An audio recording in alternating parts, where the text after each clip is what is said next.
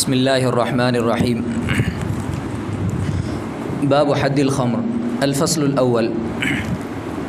عن أنس رضي الله عنه أن النبي صلى الله عليه وسلم ضرب في الخمر بالجريد والنعال وجلد أبو بكر 40. متفق عليه. وفي رواية عنه أن النبي صلى الله عليه وسلم كان يضرب بالخمر بالنعال والجريد 40. وعن السائب بن يزيد رضي الله عنهما قال كان يؤتى بالشارب على عهد رسول الله صلى الله عليه وسلم وإمرأة أبي بكر وصدرا من خلافة عمر فنقوم عليه بأيدينا ونعالنا وأرضيتنا حتى كان آخر امرأة عمر فجلد 40 حتى إذا عتوا وفسقوا جلد 80. رواه البخاري. الفصل الثاني. عن جابر رضي الله عنه عن النبي صلى الله عليه وسلم قال من شرب الخمر فاجلدوه فإن عاد في الرابعة فاقتلوه. قال ثم أتي النبي صلى الله عليه وسلم بعد ذلك برجل قد شرب في الرابعة فضربه ولم يقتله. رواه الترمذي. ورواه أبو داود عن قبيصة بن ذؤيب وفي أخرى لهما وللنسائي بن ماجه والدارمي عن نفر من أصحاب رسول الله صلى الله عليه وسلم منهم ابن عمر ومعاوية أبو هريرة والشريد رضي الله عنهم إلى قوله فاقتلوه. وعن عبد الرحمن بن الأزهر رضي الله عنه قال كأني أنظر إلى رسول الله صلى الله عليه وسلم إذ أتي برجل قد شرب الخمر فقال للناس اضربوه فمنهم من ضربه بالنعال ومنهم من ضربه بالعصا ومنهم من ضربه بالميطخة. قال ابن وهب يعني الجريدة رطبة ثم أخذ رسول الله صلى الله عليه وسلم ترابا من الأرض فرمى به في وجهه. رواه أبو داود. وعن أبي هريرة رضي الله عنه قال إن رسول الله صلى الله عليه وسلم أتي برجل قد شرب فقال اضربوه فمن الضارب بيده والضارب بثوبه والضارب بنعله ثم قال بكتوه فأقبلوا عليه يقولون ما اتقيت الله ما خشيت الله وما استحييت الله وما استحييت من رسول الله صلى الله عليه وسلم. فقال بعض القوم أخزاك الله. قال لا تقولوا هكذا لا تعين عليه الشيطان ولكن قولوا اللهم اغفره اللهم ارحمه. رواه أبو داود. وعن ابن عباس رضي الله عنهما قال شرب رجل فسكر فلقي يميل في الفج فانطلق به إلى رسول الله صلى الله عليه وسلم فلما حاذى دار العباس انفلت فدخل على العباس فالتزمه فذكر ذلك للنبي صلى الله عليه وسلم فضحك وقال أفعلها فلم يأمر فيه بشيء. رواه أبو داود. الفصل الثالث. عن عمير بن سعيد النخعي رضي الله عنه قال سمعت علي بن أبي طالب رضي الله عنه يقول ما كنت ليقيم على أحد حدا فيموت فأجد في نفسي منه شيئا إلا صاحب الخمر فإنه لو مات وديته وذلك أن رسول الله صلى الله عليه وسلم لم يسنه. متفق عليه. وعن ثور بن زيد الديلمي قال إن عمر استشار في حد الخمر فقال له علي رضي الله عنه أرى أن تجلد 80 جلدة فإنه إذا شرب سكر وإذا سكر هذا وإذا هذا افترى فجلد عمر في حد الخمر 80. رواه مالك. باب ما لا يدعى على المحدود. الفصل الأول. عن عمر بن الخطاب رضي الله عنه أن رجلا اسمه عبد الله يلقب حمارا كان يضحك النبي صلى الله عليه وسلم وكان النبي صلى الله عليه وسلم قد جلده في الشراب فأتي به يوما فأمر به فجلد فقال رجل من القوم اللهم لعنهم ما أكثر ما يؤتى به فقال النبي صلى الله عليه وسلم لا تلعنهم فوالله ما علمت أنه يحب الله ورسوله. رواه البخاري. وعن أبي هريرة رضي الله عنه قال أتي النبي صلى الله عليه وسلم برجل قد شرب فقال اضربوه فمن الضارب بيده والضارب بنعله والضارب بثوبه فلما انصرف قال بعض القوم أخزاك الله. قال لا تقولوا هكذا لا تعينوا عليه الشيطان. رواه البخاري. الفصل الثاني. عن أبي هريرة رضي الله عنه قال جاء الأسلمي إلى نبي الله صلى الله عليه وسلم فشهد على نفسه أنه أصاب امرأة حراما 4 مرات كل ذلك يعرض عنه فأقبل في الخامسة فقال أنكتها؟ قال نعم. قال حتى غاب ذلك منك في ذلك منها؟ قال نعم. قال كما يغيب المرواد في المكحلة والرشاء في البئر؟ قال نعم. قال هل تدري ما الزنا؟ قال نعم. أتيت منها حراما ما يأتي الرجل من أهله حلالا. قال فما تريد بهذا القول؟ قال أريد أن تطهرني. فأمر به فرجم فسمع نبي الله صلى الله عليه وسلم رجلين من أصحابه يقول أحدهما لصاحبه انظر إلى هذا الذي ستر الله عليه فلم تدعه نفسه حتى رجم رجم الكلب فسكت عنهما ثم سار ساعة حتى مر بجيفة حمار شائل برجله فقال أين فلان وفلان؟ فقال نحن ذان يا رسول الله. فقال أنزلا فكلا من جيفة هذا الحمار. فقال يا نبي الله من يأكل من هذا؟ قال فما نلتما من عرض أخيكما آنفا أشد من أكل منه والذي والذي نفسي بيده إنهم الآن لفي أنهار الجنة ينغمس فيها. رواه أبو داود. وعن خزيمة بن ثابت رضي الله عنه قال قال رسول الله صلى الله عليه وسلم من أصاب ذنبا أقيم عليه حد ذلك الذنب فهو كفارته. رواه في شرح السنة. وعن علي رضي الله عنه عن النبي صلى الله عليه وسلم قال من أصاب حدا فعجل عقوبته في الدنيا فالله أعدل من أن يثني على عبده العقوبة في الآخرة. ومن أصاب حدا فستره الله عليه وعفى عنه فالله أكرم من أن يعود في شيء حتى عفى عنه. رواه الترمذي وابن ماجه وقال الترمذي هذا حديث غريب. باب التعزير. الفصل الأول. عن أبي بردة بن نياز رضي الله عنه عن النبي صلى الله عليه وسلم قال لا يولد فوق 10 جلدات إلا في حد من حدود الله. متفق عليه. الفصل الثاني. عن أبي هريرة رضي الله عنه عن النبي صلى الله عليه وسلم قال إذا ضرب أحدكم فليتق الوجه. رواه أبو داود. وعن ابن عباس رضي الله عنه عن النبي صلى الله عليه وسلم قال إذا قال الرجل يا يهودي فاضربوه 20 وإذا قال يا مخنث فاضربوه 20 ومن وقع على ذات محرم فاقتلوه. رواه الترمذي وقال هذا حديث غريب. وعن عمر رضي الله عنه أن رسول الله صلى الله عليه وسلم قال إذا وجدتم الرجل قد غل في سبيل الله فأحرقوا متاعه واضربوه. رواه الترمذي وأبو داود وقال الترمذي هذا حديث غريب.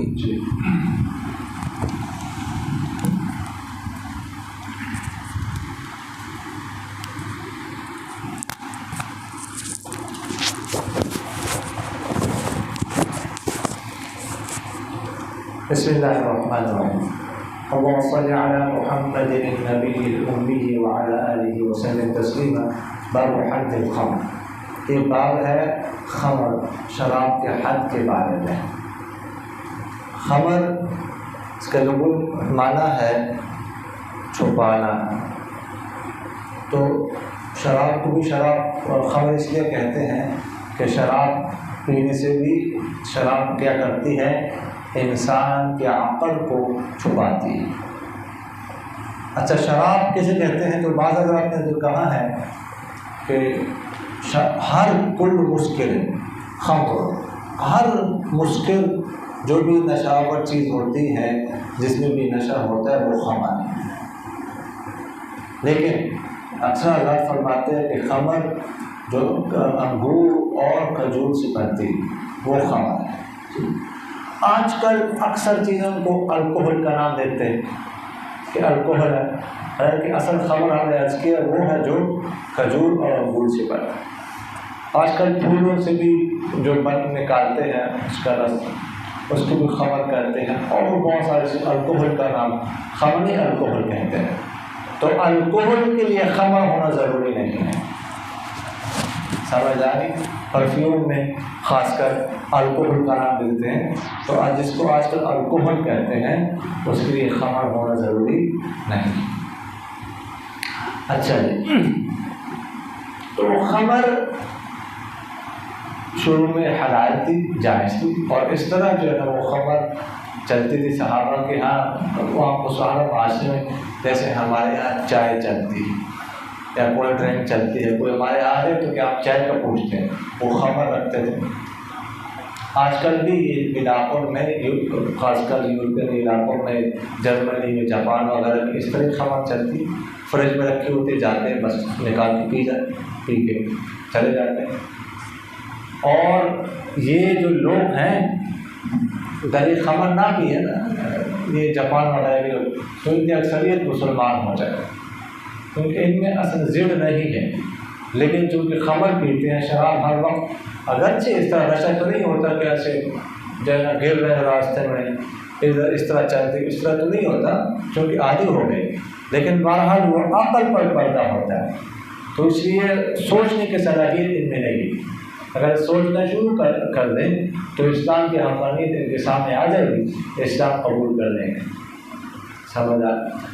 خمر کی جو حرمت ہے وہ تدریجاً نازل ہوئی. میں نے آپ سے عرض کیا کہ اس طرح عادی ہو لوگ چائے کی طرح، جیسے ہمارے یہاں چائے ہیں، شراب پیتے ہوں، ان پر ڈائریکٹ اب ایک دم سے حرمت نازل کریں تو یہ کوئی آسان کام.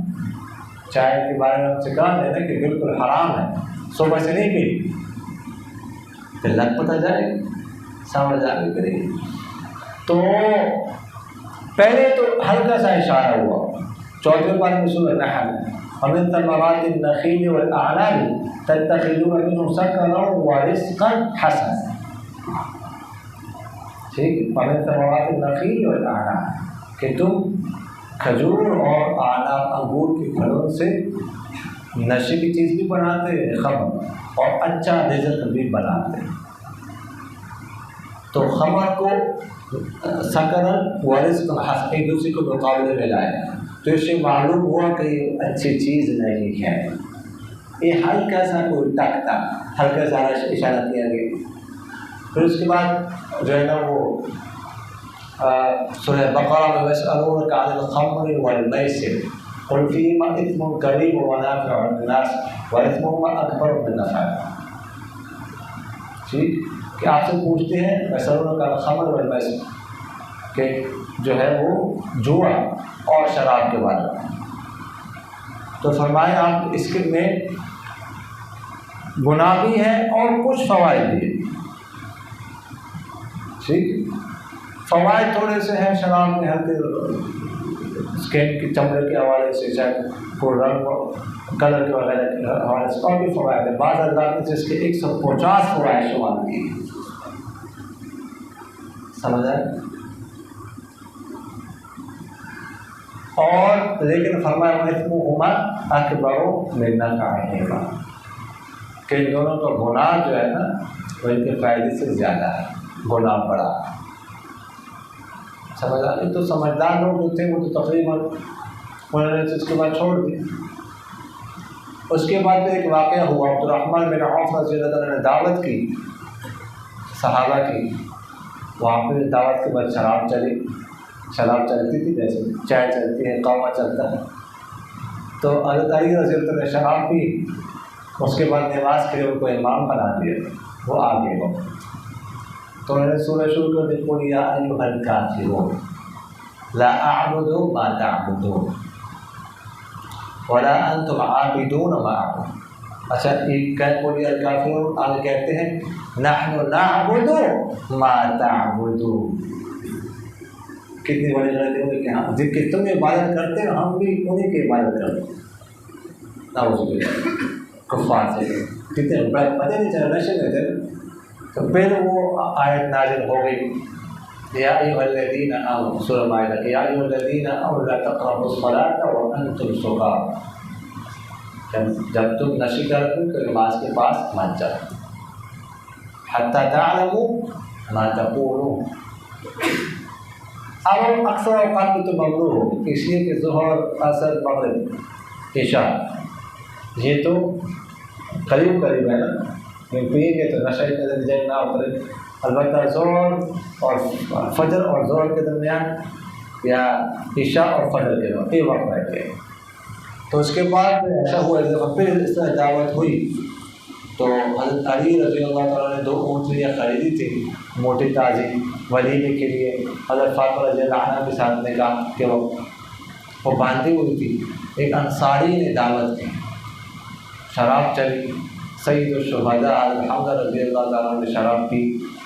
تو وہاں پہ باندھی تھی، خیر وہ ناچی اور گانا گایا اس نے، اور اشعار میں حمزہ رضی اللہ عنہ سے کہا کہ 2 اونٹنی کا کچھ کرو، گوشت کا انتظام کرو، اشعار میں کہا.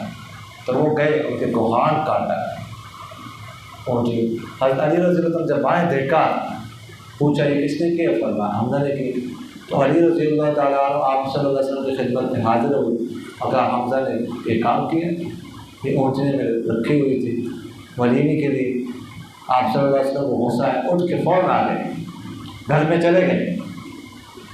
وہاں پر حمزہ سے کہا کہ تم نے کام کیا ہے.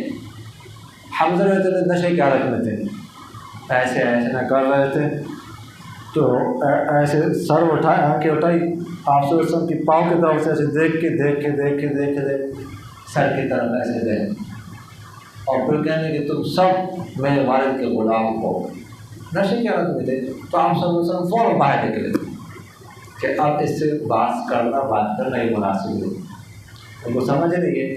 اس کے بعد پھر آپ صلی اللہ علیہ وسلم نے اللہ تعالیٰ سے دعا کی اللہم بین لنا بیانا شافیا، کہ اللہ اب کوئی مکمل وضاحت شراب کے بارے میں کیجیے.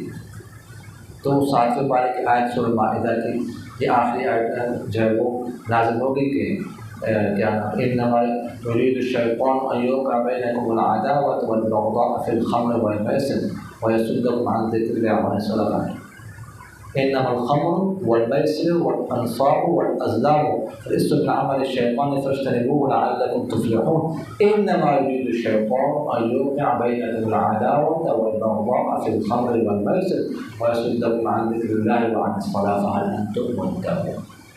اس کے بعد ہمیشہ کے لیے وہ شراب کی حرمت نازل ہو گئی۔ انس رضی اللہ تعالیٰ سے روایت ہے کہ آپ صلی اللہ علیہ وسلم نے مارا شراب کے بارے میں کھجور کی ٹہنیوں کے ساتھ، جوتوں کے ساتھ۔ ابو بکر نے 40 کوڑے لگائے۔ اس پر اتفاق ایک روایت میں ہے کہ آپ صلی اللہ علیہ وسلم مارتے ہوتے تھے شراب کے بارے میں جوتوں کے ساتھ، کھجور اور 40 جوتوں اور کھجور کی ٹہنیوں کے ساتھ۔ اچھا، حد خمر جو ہے نا، اس کے لیے یہ ضروری ہے کہ کوئی شخص یا تو خود اعتراف کرے اور یا گواہی کس سے ہمارے سامنے شراب پی، اور اس شخص کے منہ سے شراب کی بو آ رہی ہو یا وہ شراب کی حالت میں ہو، اس حالت میں اس کو لایا جائے، یہ بھی معلوم ہو جائے کہ کسی نے زبردستی نہیں کی۔ سمجھ آ گئی؟ اگر شراب کی بو اس کے منہ سے نہ آ رہی، اگرچہ وہ اعتراف کرے، اگرچہ وہ گواہ لے، تب بھی اس کو کوڑے نہیں لگائے جائیں۔ سمجھ آ گئی؟ اب کوڑے کتنے ہیں تو دیکھیے کہ آگے روایت آ رہی ہے حضرت علی رضی اللہ عنہ کی کہ آپ صلی اللہ علیہ وسلم کے زمانے میں کوئی خاص حد مقرر نہیں تھی۔ سمجھ آئے؟ بس لایا گیا ہے اس طرح شراب پینے والے تو کبھی اس کی تواضع کرتے تھے جوتوں کے ساتھ، کبھی اس کی تواضع کرتے تھے کھجور کی ٹہنیوں کے ساتھ، کبھی چادروں کے ساتھ، ٹھیک ہے، کبھی بکوں کے ساتھ اس کی ضیافت کرتے تھے۔ تو یہ چلتا ہوتا تھا، 40 کوڑے یہ ساتھ، ٹھیک ہے۔ پھر ابو بکر صدیق رضی اللہ عنہ کے دور میں بھی 40 کوڑے چلتے رہے۔ پھر حضرت عمر فاروق رضی اللہ عنہ کے ابتدائی دور میں بھی 40 کوڑے چلتے رہے۔ اس کے بعد چلو ادھر ہی بات کر لیتے ہیں، پھر آگے تک بات کرنے کے لیے ادھر ہی کرتے ہیں۔ پھر حضرت عمر فاروق رضی اللہ عنہ کے دور میں اسلام پھیل گیا، شام فتح ہو گیا، ٹھیک ہے، ایران فارس فتح ہو چکا تھا، مصر فتح ہو گیا، تو نو مسلم جو ہے نا وہ ان کی کثرت ہو گئی، لوگ مسلمان ہونے لگے، نہیں شراب عام ہو گئی۔ تو اس کے بعد پھر عمر فاروق رضی اللہ عنہ نے صحابہ کو بلایا، مشورہ کیا کہ اس کی سزا اب ہونی چاہیے مقرر۔ تو حضرت علی رضی اللہ عنہ نے جو ہے نا وہ مشورہ دیا کہ اذا شرب سکر واذا سکر حسا واذا حدا افطر وعلی المفتری 80 جلدہ، کہ جب شراب کوئی پیتا ہے تو اسے نشہ چڑھتا ہے، اور جب نشہ آتا ہے تو وہ فضول باتیں کرتا ہے، ٹھیک ہے، ہذیان بکتا ہے، فضول باتیں کرتا ہے، گالیاں نکالتا ہے، اور جو اس طرح فضول باتیں کرے وہ کسی پر بہتان بھی لگا سکتا ہے، اور بہتان کی تہمت 80 کوڑے ہیں، لہٰذا 80 کوڑے لگانے چاہیے۔ پھر اس پر اجماع ہو گیا سب کا، اب اس کے بعد جو ہے نا اس کو 80 کوڑے لگائے جائیں۔ اب شوافی حضرات اور حنابلہ حضرات فرماتے ہیں کہ اصل حد 40 کوڑے، جو مزید 40 ہے وہ بطور تعزیر ہے، لیکن امام ابو حنیفہ رحمہ اللہ فرماتے ہیں کہ نہیں، 80 کوڑے ہی حد ہے۔ وہ اس روایت سے استدلال کرتے ہیں کہ کان یضرب بالخمر بالنعال والجرید 40، اس میں واضح طور پر 40 کا لفظ ہے، لیکن احناف حضرات اگلی جو روایت ہے صاحب ابن یزید کی، ٹھیک ہے، تو اس میں 80 کا ہے لفظ ہے۔ حضرت عمر رضی اللہ عنہ کے دور میں اس پر اجماع ہو گیا اور صحابہ کا اجماع ہو گیا، سمجھ آ گئی؟ تو اب 80 کوڑے لگائے جائیں گے بطور حد کے، سمجھ آ گئی کہ نہیں ہے؟ جی، وہ ہم کہتے ہیں کہ بطور وہ تو کوئی حد مقرر نہیں تھی، بس بطور تعزیر آپ صلی اللہ علیہ وسلم اس طرح کیا کرتے تھے، صاحب ابن یزید رضی اللہ عنہ سے روایت کہ شاعر کو لایا جاتا تھا آپ صلی اللہ علیہ وسلم کے زمانے میں اور ابوبکر صدیق رضی اللہ عنہ کے دور میں اور حضرت عمر کے ابتدائی دور میں، تو ہم اس کو سزا دیتے تھے اپنے ہاتھوں کے ساتھ، اپنی جوتوں کے ساتھ، اپنی چادروں کے ساتھ، یہاں تک کہ جب حضرت عمر رضی اللہ عنہ کا آخری دور ہوا تو وہ 40 کوڑے لگاتے رہے، یہاں تک کہ جب سرکشی بڑھ گئی، فسق و فجور عام ہو گیا تو 80 کوڑے لگائے۔ اس کو روایت کی ہے بخاری، تو اس سے احناف جو ہے وہ استدلال کرتے۔ دوسری فصل، جابر رضی اللہ عنہ آپ صلی اللہ علیہ وسلم سے نقل کرتے کہ جو شراب پیے تو اس کو تم کوڑے لگاؤ، اگر چوتھی دفعہ وہ پیے تو اس کو قتل کر دو۔ تو ایک شخص کو لایا کہ آپ صلی اللہ علیہ وسلم کے پاس اس کے بعد شراب پی چکا تھا وہ چوتھی دفعہ، آپ صلی اللہ علیہ وسلم نے اس کو مارا اور قتل نہیں کیا۔ یہ آپ صلی اللہ علیہ وسلم نے فرمایا کہ چوتھی دفعہ شراب پی تو اسے قتل کرو۔ دیکھیے گا شراب پر کسی کو قتل نہیں کیا جا سکتا، ٹھیک ہے؟ یہ آپ صلی اللہ علیہ وسلم نے فرمایا وہ ہے کہ بطور تعزیہ حد کے طور پر نہیں، یعنی تو بطور تعزیر ہے کہ اگر بہت زیادہ کوئی کام خراب کر رہا ہے، کوئی خود بھی شراب پی ہے، دوسروں کو بھی پلا رہے ہیں، معاشرے کو خراب کر رہے ہیں، بار بار سمجھانے سے سمجھ نہیں آتی تو پھر قاضی تعزیرًا اس کو ایسے قتل کر دے معاشرے کو صاف کرنے کے لیے، اگر نہ بطور حد نہیں۔ تو آپ صلی اللہ علیہ وسلم نے بطور تعزیر فرمایا، یا سیاست پر محمول ہے کہ دوسرے لوگوں کو کیا ہو جائے، عبرت ہو جائے، یا یہ حدیث کیا ہے منسوخ ہے بعض والے احادیث کے ساتھ۔ باقی یہ ہے کہ حد کے طور پر جو ہے نا وہ حد خبر میں قتل نہیں کیا جائے۔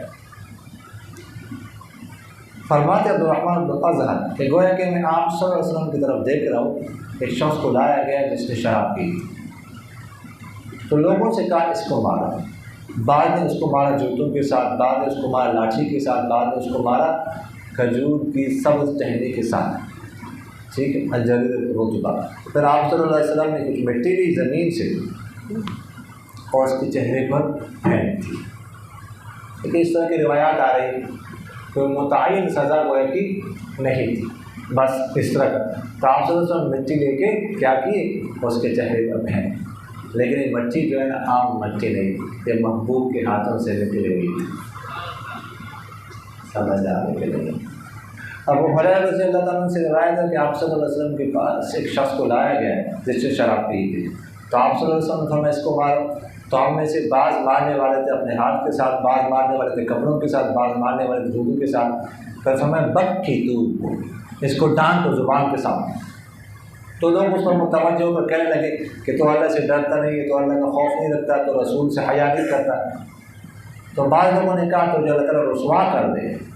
تو آپ صلی اللہ علیہ وسلم نے فرمایا اس طرح مت کہو، تم مت شیطان اس پر شیطان کی مدد کرو، بلکہ تم کہہ دو کہ اللہ اس کی مغفرت فرما، اس پر رحم فرما۔ یعنی کچھ نے اس کے تواضع کی ہاتھوں کے ساتھ اور پھر کہا زبان کے ساتھ بھی اس کو ڈانٹو، تو بعد نے کہا تو جو اللہ تعالیٰ رسوا کر۔ تو آپ صلی اللہ علیہ وسلم نے فرمایا یہ نہیں کہہ رسوا کر، یہ تو شیطان کو خوش کر۔ رسوا کا مطلب ہے کہ آخرت میں اس کو رسوا کر کے جہنم میں پھینک دیں، اور یہی تو شیطان چاہتا ہے۔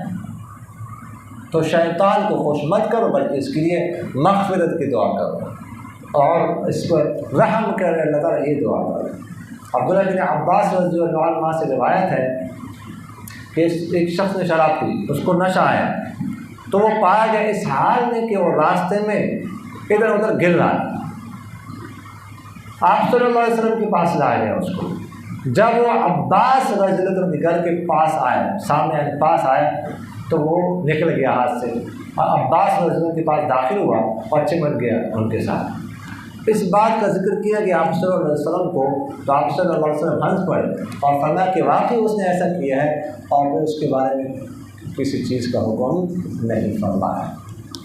اچھا، اس شخص کو جو ہے نا وہ پکڑا گیا، پایا گیا راستے میں ادھر ادھر گر رہا تھا نشے کا آدمی۔ فج کہتے ہیں دو پہاڑوں کے درمیان جو وسیع راستہ ہوتا ہے اس کو، اس راستے میں تو پکڑا گیا، تو لوگوں نے پکڑ لی۔ جب عباس رضی اللہ عنہ کے گھر کے سامنے وہ پہنچا، بھاگ گیا، وہاں گھر میں داخل ہو گیا، ان کے ساتھ چمٹ گیا۔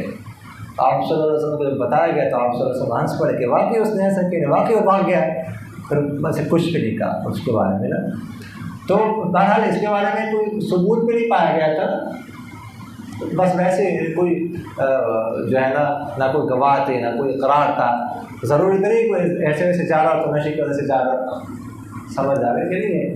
تو اس لیے آپ صلی اللہ علیہ وسلم نے اس کے بارے میں کچھ حکم نہیں فرمایا۔ تیسری فصل ہے،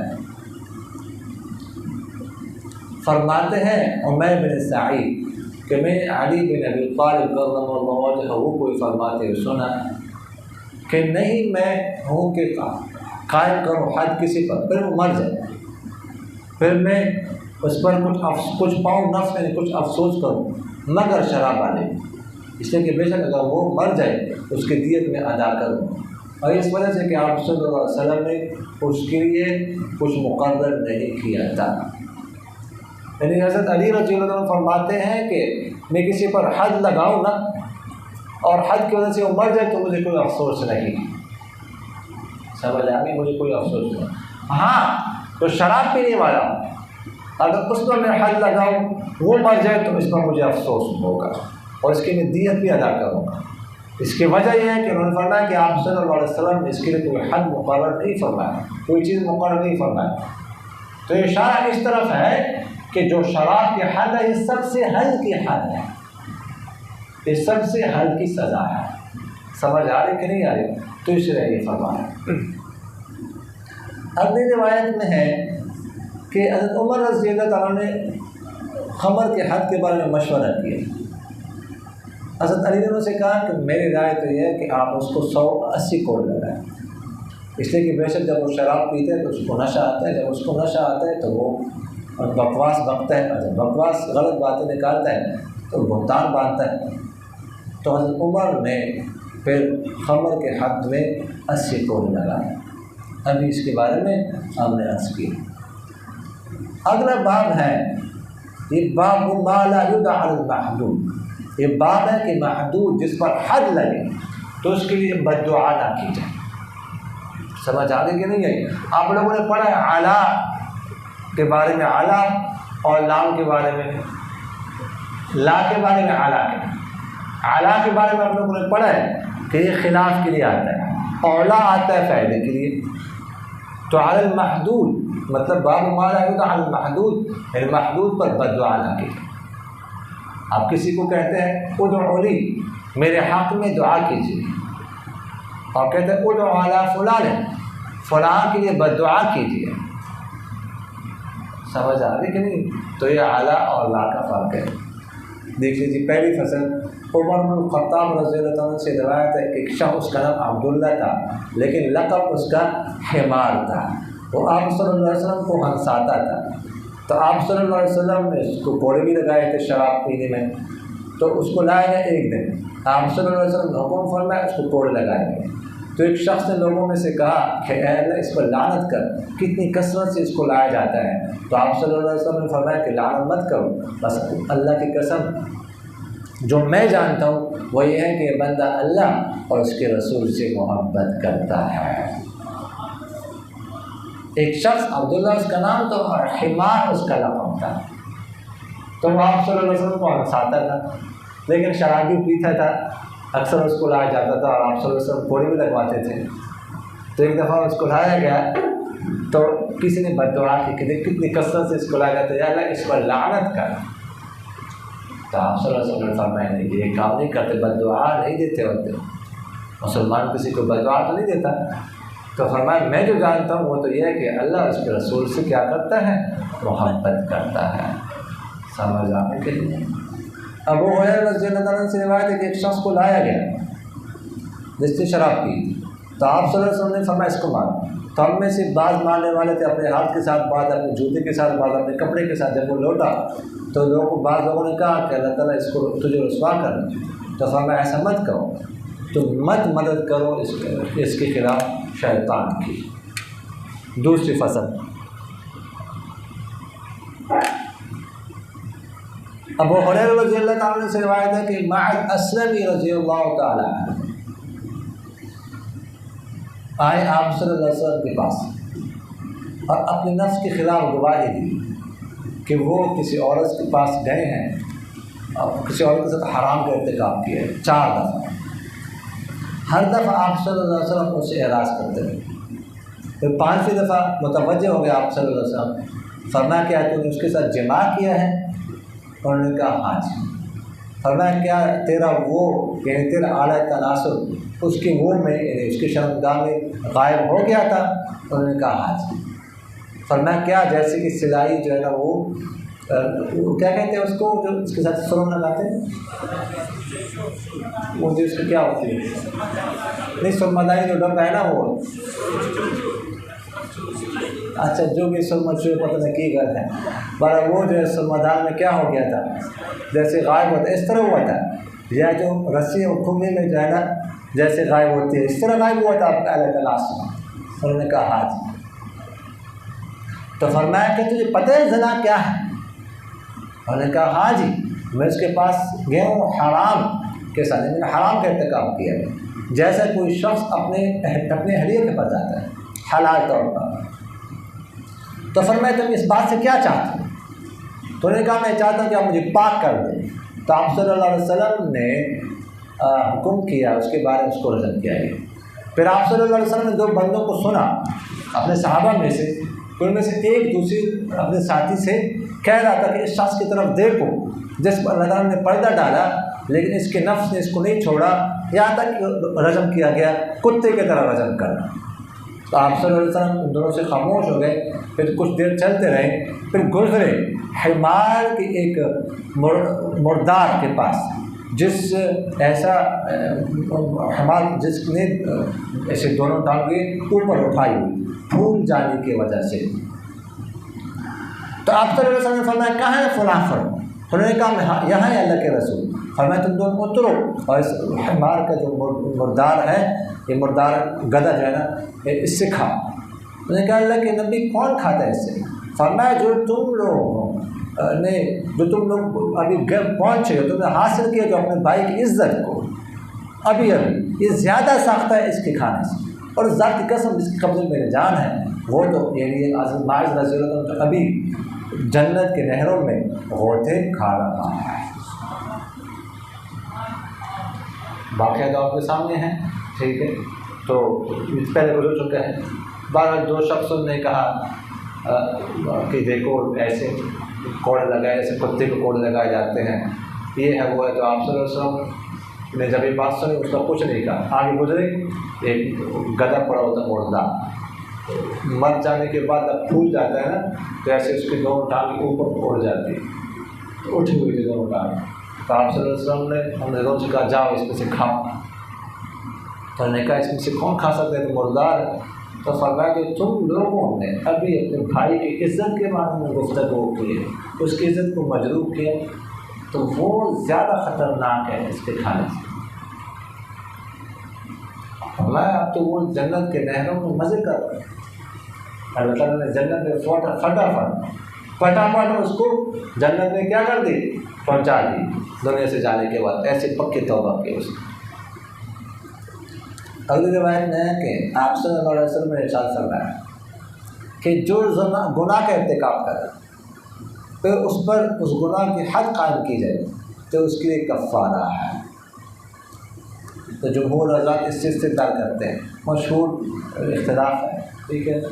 تو فرماتے ہیں کہ دیکھو حد کو کفارہ کہا گیا لہٰذا حد کی وجہ سے گناہ معاف ہوتے ہیں.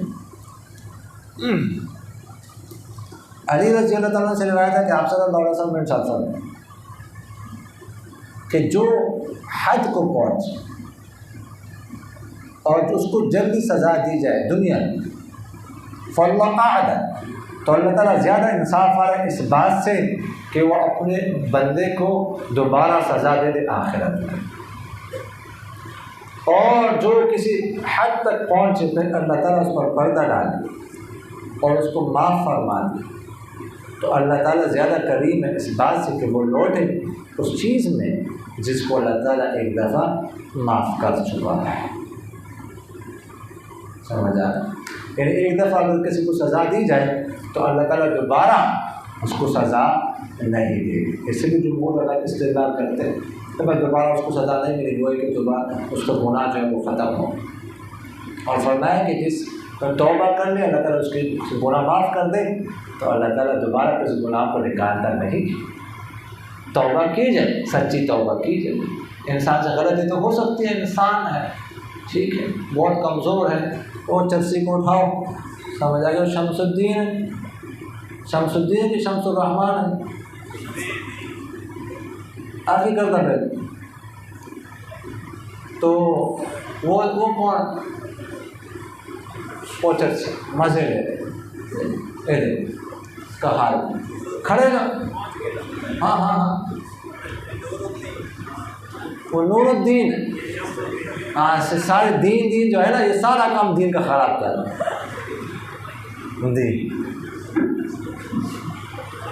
تو توبہ کی جائے، اللہ تعالیٰ گناہ معاف کر دے، پھر اللہ تعالیٰ وہ ریکارڈ جو ہے نا وہ ختم کر دیتا ہے، وہ ریموو کر دیتا ہے، ڈیٹا جو ہے نا وہ فون میں ڈیلیٹ ہو جاتا ہے، اب اس کا دوبارہ سافٹ ویئر بھی نہیں ہے کہ اس کو نکالا جائے، ڈیٹا ختم ہو جاتا ہے، لیکن ہے کہ توبہ جو ہے نا وہ پکی ہو۔ اگلی بات، اچھا باب التعزیر ہے، تعزیر، ٹھیک ہے، باب التفہیم کا مسئلہ آپ کو پتہ ہے۔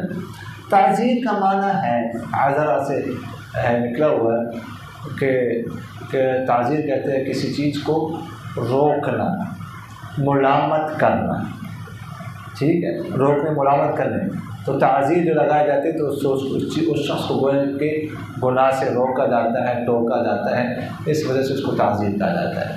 باقی ہم نے شروع میں جو ہے نا یہ عرض کیا تھا، سزاؤں کی 3 قسمیں بتائی تھی، وہاں پر ہم نے تعزیر کا بھی ذکر کیا تھا، تو دوبارہ وہاں وضاحت کرنے کی ضرورت نہیں ہے۔ فرماتے ہیں آپ صلی اللہ علیہ وسلم نے ارشاد فرمایا کہ نہیں کوڑے لگائے جائیں گے 10 سے زیادہ، مگر اللہ کے حدود میں سے کسی حد میں۔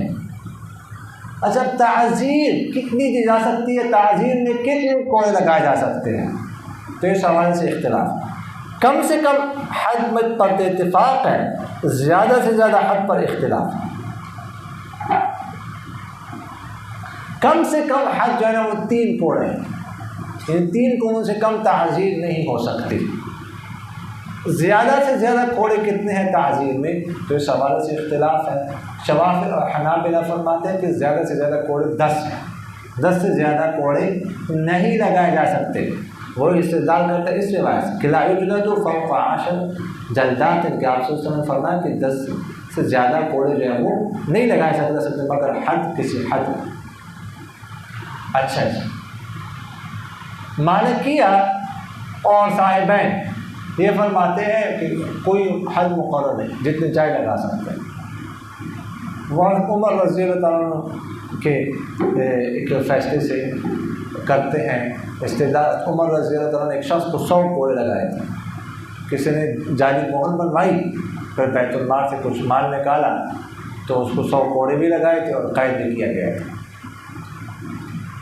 جبکہ امام ابو حنیفہ رحمہ اللہ فرماتے ہیں کہ جو ادنیٰ حد ہے نا اس سے کم لگائے جا سکتے ہیں تاکہ حد تک نہ پہنچے، حد سے کم۔ اب ادنیٰ حد کتنی ہے؟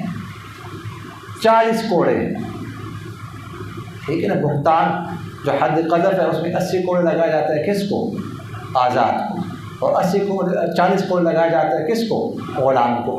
تو ادنیٰ حد 40 کوڑے ہیں، تو 39 یعنی 40 سے کم 39 کوڑے لگا سکتے ہیں، 40 تک نہیں پہنچانا، تاکہ حد کی فہرست میں داخل نہ ہو جائے۔ سمجھ آگے کہ نہیں جائے؟ تو اب جو یہ حضرات استدلال کرتے ہیں نا کہ 100 کوڑوں سے زیادہ نہ لگایا جائے، جب بات ہے زیر بحث، تو اس کا جواب یہ ہے کہ منسوخ ہے۔ شروع میں ایسا ہی تھا، لیکن بعد میں آپ صلی اللہ علیہ وسلم نے اس سے زیادہ کوڑے بھی لگائے تو روایت سے منسوخ ہے۔ تو مالکیہ صحابہ نے حضرت عمر کی جو فیصلے سے استدلال کی ہے، تو اس کا جواب یہ ہے کہ اصل میں جو ہے وہ اس شخص نے کئی جرائم کا ارتکاب کیا ہے، ٹھیک ہے، ایک دفعہ نہیں، ایک جرم نہیں، تو اس وجہ سے اس کو مختلف جرائم کے بدلے میں یہ سزا دی گئی۔ باقی حد جو ہے نا وہ تعزیر حد سے کم ہو، کہ روایت میں ہے کہ حد تک تم اس کو نہ پہنچاؤ، تو اس لیے ابو حنیفہ رحمہ اللہ فرماتے ہیں کہ جو ہے نا وہ حد سے کم ہی ہوگی۔ اگلی روایت ہے دوسری فصل ہے، ابو ہریرہ رضی اللہ عنہ صلی اللہ علیہ وسلم سے نقل کرتے ہیں کہ جب تم میں سے کوئی شخص مارے یعنی کوڑے لگائے تو وہ چہرے سے بچے، یعنی کوڑے جب لگائے جائیں گے تو اس بات کا خیال چہرے پر نہ، نرم حصے پر لگائے جائیں، اور ایک جگہ پر نہ، مختلف جگہوں۔ نرم حصہ جو ہے، جو دبر ہے نا، اس سے جو نرم حصہ ہڈی پر جو ہے نا لگانا، ہڈی ٹوٹ جائے، یہ نہیں، اس طرح نہیں، اور مختلف جگہوں پر ایسے لگانا۔ عبداللہ بن عباس رضی اللہ آپ صلی اللہ علیہ وسلم سے نقل کرتے ہیں کہ جب کوئی شخص کسی شخص سے کہہ دے اے یہودی تو تم اس کو 20 کوڑے لگاؤ، اور کوئی کہہ دے اے مخنث، اے ہجڑے، تو تم اس کو 20 کوڑے لگاؤ، اور جو زنا کر لے اپنی محرم کے ساتھ تو اسے قتل کر دو۔ یعنی کسی کو کوئی جو ہے نا وہ غلط لفظ استعمال کر کوئی گالی شالی دے دے تو تعظیم کے طور پر تم اتنے کوڑے اس کو لگاؤ، یہودی کا، کسی کو عیسائی کا وغیرہ ڈالے کا، تو تم اس کو کیا کرو 20 کوڑے لگاؤ۔ کسی کو مخنث کہا، ٹھیک ہے، اور مخنث یہ مطلب ہے ایک تو اللہ تعالیٰ کی طرف سے ہوتا ہے، اجرا جو ہے نا اس کو تو اللہ تعالیٰ کی طرف سے ہوتا ہے، اس میں تو کوئی غلط نہیں، یہ کہ قصداً اپنے آپ کو ہجرا بناتے ہیں، سمجھ آ گئی کہ ہم جیسے عورتوں کی طرح لباس پہننا اور عورتوں کی طرح اپنے جو ہے چھاتی یوں بھاگنا اور اس کے ان کی طرح میک اپ کرنا اور قصداً ان کی طرح اسٹائل کرنا، آواز نہیں کرنا، یوں کرنا، سمجھ آگے کہ نہیں آئی، تو یہ گناہ ہے اللہ کی طرف سے، خلقت پیدائش طور پر ہو تو اللہ کی طرف سے۔ جو اپنی محرم کے ساتھ منہ کالا کرے تو اسے قتل کر، کچھ اگر اپنی محرم کے ساتھ یہ کام کرتا ہے، سمجھ آ گئی، تو اب اس کا کیا حکم ہے؟ تو حنابلہ تو اس روایت کے ظاہر کو دیکھ کر فرماتے ہیں کہ اسے قتل کیا جائے، سمجھ آ، جبکہ باقی جمہور حضرات فرماتے ہیں کہ سزا ایک ہی، چاہے محرم کے ساتھ ہو چاہے غیر محرم کے ساتھ ہو، زنا کی سزا ایک ہی ہے۔ شادی شدہ ہے تو اسے رجم کیا جائے گا، غیر شادی شدہ ہے تو اس کو 100 کوڑے لگائے جائیں، سمجھ آ گئی۔ تو یہ وہ ہے کہ قتل جو حکم ہے یا تو یہ منسوخ، یا پھر آپ صلی اللہ علیہ وسلم نے توبیخ کے طور پر کہا ہے، اصل مقصد ڈرانا جو ہے نا، مقصد ڈرانا، یا سیاست پر محمول ہے کہ تاکہ لوگوں کو عبرت ہو جائے کہ زنا تو ویسے گناہ ہے بہت بڑا، لیکن اپنی محرم کے ساتھ کرنا یہ تو اور زیادہ سنگین گناہ ہے۔ عمر رضی اللہ عنہ سے روایت ہے کہ آپ صلی اللہ علیہ وسلم نے فرمایا کہ جب تم کسی کو پاؤ کہ جس نے مال غنیمت میں خیانت کی، اللہ کے راستے میں خیانت کی، تو اس کے مال کو جلا دو اور اس کو کوڑے لگاؤ۔ یعنی جو مال غنیمت میں خیانت کرے تو فرمایا اس کے مال کو جلا دو، اسے کوڑے لگا دو۔ اب ہم کوئی اس طرح مال غنیمت میں خیانت کرتے ہیں تو اس کا کیا حکم ہے؟ تو حنابلہ تو یہ فرماتے ہیں کہ اس کے مال کو بھی جلایا جائے گا اور اس کو کوڑے بھی لگائے جائیں گے، جبکہ جمہور حضرات فرماتے ہیں کہ مال کو نہیں جلائیں گے، ٹھیک ہے، مال کو اس لیے نہیں جلائیں گے کہ یہ صرف اس کا مال نہیں ہے، مال غنیمت میں اگر خیانت کی ہے تو باقی بھی جو مجاہدین ہیں ان کا مال بھی تو اس میں ہے نا، تو ان کے مال کا کیا قصور ہے؟ تو اس لیے مال کو نہیں جلایا جائے گا۔ باقی آپ صلی اللہ علیہ وسلم نے وہ کہ تغلیظ کے طور پر، توبیخ کے طور پر یہ فرمایا کہ ایسا کریں، لیکن اصل جو ہے نا یہ حد نہیں کہ اس کے مال کو جلایا جائے، اور باقی جو حد ہے وہ حد اس پر جاری کی جائے۔ وما علینا الا البلاغ۔